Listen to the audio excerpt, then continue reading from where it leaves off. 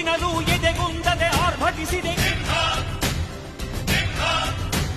ಸಿಡಿಸಿಡಿಯುವ ಸಿಡಿಲಿನಲ್ಲೂ ಅಂಜದೆಯೇ ಗರ್ಜಿಸಿದೆ. ಹೆಜ್ಜೆಲೆ ಅಚ್ಚೊತ್ತಿದೆ ಕಟು ಸತ್ಯವು ಧರ್ಮ, ಕಣ್ಬಿಟ್ಟರೆ ಎದುರಾಳಿಯು ಭಸ್ಮವೇ ನರಸಿಂಹ.